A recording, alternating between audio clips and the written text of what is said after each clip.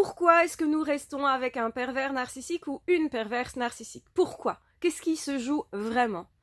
La chose qui joue le plus, c'est vraiment le fait de se dire cette personne a été blessée, traumatisée dans le passé, c'est une victime et je ne peux pas lui faire du tort, du coup je vais protéger cette personne et surtout l'excuser continuellement. Donc face effectivement à des choses qui ne se font pas, à des comportements complètement agressifs, violents, dégradants, humiliants, à des comportements justement froids également, ou trop calculateurs, eh bien, on va les excuser en se disant ils font ça parce qu'ils ont été blessés, le pauvre, la pauvre.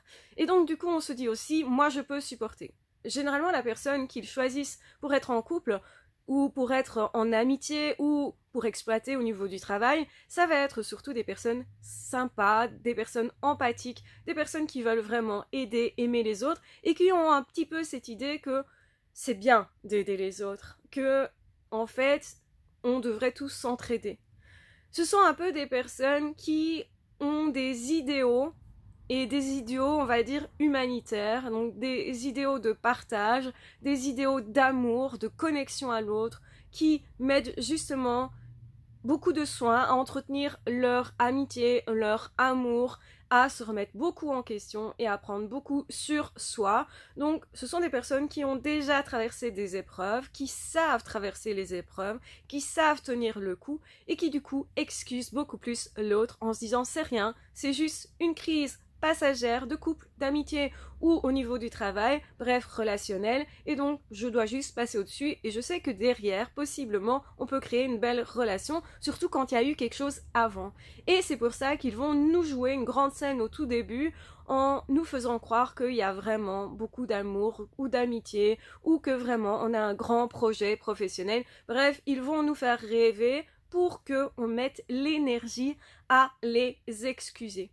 C'est parce qu'on les excuse qu'on continue. C'est parce qu'on les excuse qu'on se dit je peux pas abandonner. Je peux pas laisser une personne qui a souffert comme ça dans l'embarras. Je peux pas abandonner quelqu'un qui a souffert ou qui semble parfois faire des efforts, se remettre en question, alors que c'est que ça semble être un travail sur soi, sauf que ça n'en est jamais vraiment un parce que rien ne change jamais. Et ça, c'est à regarder. Est-ce que la personne change? Est-ce que la personne évolue? Est-ce que la personne travaille vraiment sur elle? Est-ce que la personne vraiment, ne dépasse pas trop souvent les bornes au point de me faire mal continuellement? Est-ce que je suis une personne qui supporte beaucoup facilement? Parce que dans le passé, j'ai déjà eu tendance à supporter énormément.